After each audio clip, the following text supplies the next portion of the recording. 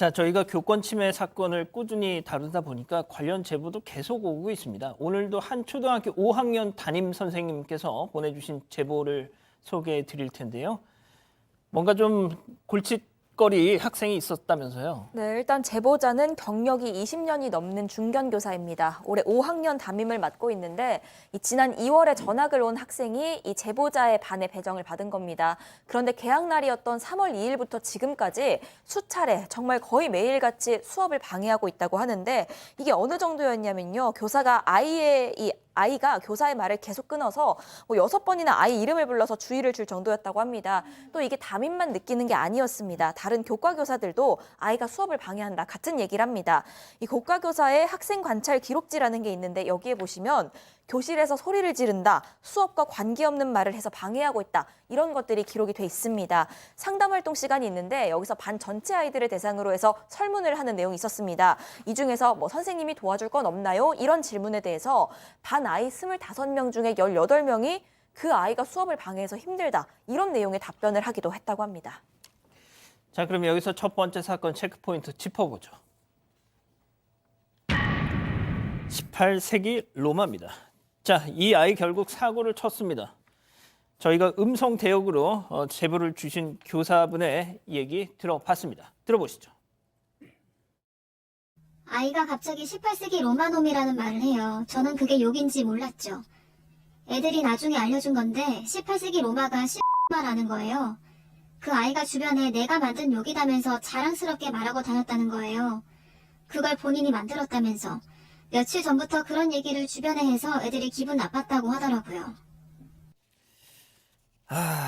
자, 저러면은 일단 학교 선생님 입장에서는 당연히 부모한테 알려야죠. 그렇습니다. 3월 4일 날 그 교사분이 부모에게 통화를 했습니다. 통화를 해서 수업 중에 아이의 태도에 대해서 상담을 했는데 그 학부모는 뭐라 그랬냐면 그런 얘기는 처음 듣는다면서 불쾌한 반응을 보였다는 거예요. 그 뒤로는 여러 번 전화를 했었는데 이 학부모는 뭐라 그랬냐면 선생님 말하고 우리 말하고는 틀리다. 우리 애가 거짓말했다는 거냐면서 오히려 선생님 말 믿을 수 없으니 우리 애가 수업을 방해할 때마다 내게 전화해 달라고 했다는 거예요. 이렇게 화를 내면서 했다는데 참 난 이해가 안 가는 말을 했다고 생각이 듭니다. 그러니까 이제 욕설이죠. 18세기 로마. 네. 저희가 강조는 안 하겠습니다만 이 선생님께서 제보를 해주신 이유가 있습니다. 저희가 이 대전 교사 사건을 전해드리면서 그때 문제아 중에 하나가 북대전 IC 8 이런 얘기를 했었다고 전해드렸잖아요. 그 방송을 보시고 나도 똑같은 경험이 있다 해서 지금 보내주신 거예요, 그걸. 맞습니다. 그렇지만 나중에 이 교사 아동 학대로 고소를 당하는 일까지 발생을 합니다. 이 아이의 이 학부모 또 할머니가 민원 제기를 했던 것 같습니다. 교육청에 민원 제기했고 그게 아동 학대가 돼가지고 117로 이래 신고가 됐는데 내용은 그런 거예요. 피해 아동이 이제 웃었다면서 반성문을 쓰게 했다라고 하고요. 또 피해 아동 교실 뒤로 나가게 하면서 반성문을 또 기재하라고 그랬고 또 교실에서 아이에게 이 선생님이 욕설을 했다라고 이렇게 신고가 들어왔다고 합니다. 그래서 나중에 교감한테 얘기를 들으니까 선생님 입장에서는 이게 누구죠? 제가 이렇게 했다고요? 전 아닌 것 같은데요? 라고 하면서 전혀 알지 못한 걸로 신고가 돼 있는데 알고 보니까 아이 말만 그대로 믿고 사실 확인을 하지 않은 채 신고가 됐던 것 같습니다. 이야, 이게 들으신 것처럼 선생님이 김 선생이 이런 걸로 지금 신고를 당했어 했더니 그 내용을 봤더니 이게 누구예요? 누가 이렇게 했다는 거예요? 놀라셨다는 겁니다. 자, 그러면요.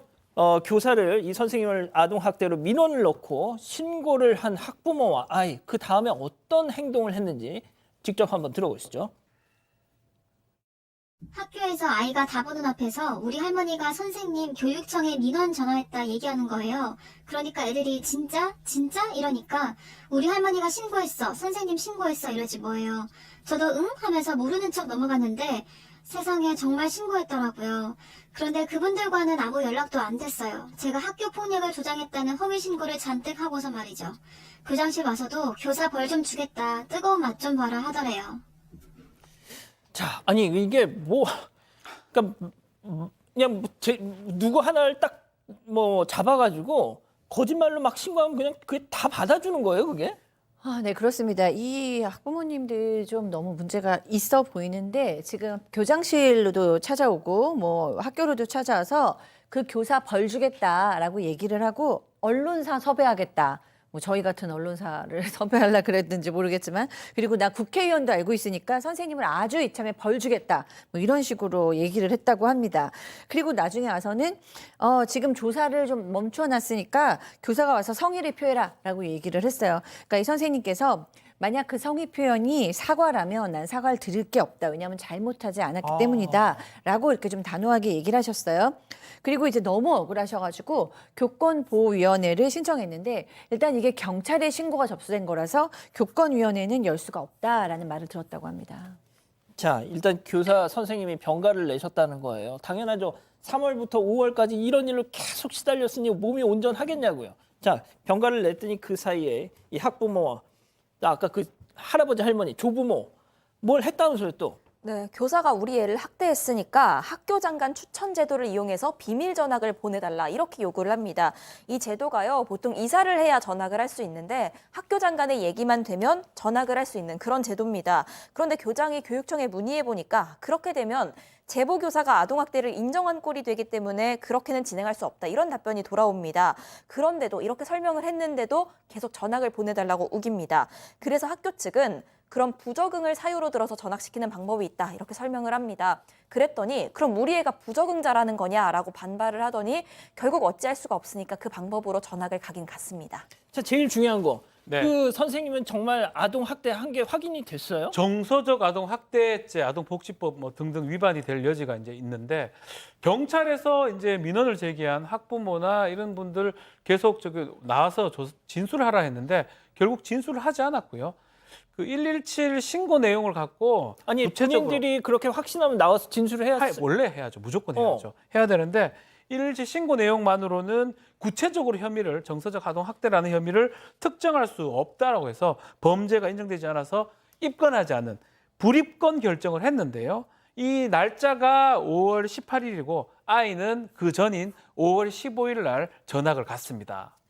야, 세상에 그냥 이런 짓을 했다라고 주장만 하면 아동 학대자가 돼버리는 이 어처구니 없는 현실. 예. 자, 이 사건을 제보해 주신 교사분은 우리 사반 가족들에게 꼭 하고 싶은 말씀이 있다고 하셨습니다. 들어보시죠. 주변에선 아동학대 신고 후 조사도 없이 끝난 운 좋은 경우라고 하더라고요. 정말 요즘 사건 보면 이만하면 다행이다 싶습니다. 슬프게도 말이죠. 교사에게 욕설하는 행위를 지도하려는 순간 아동학대가 되는 현실이 안타까워요. 그 학부모한테, 아이한테 저는 여전히 아동학대 교사겠죠. 예, 일단 첫 번째 사건 정리하고요.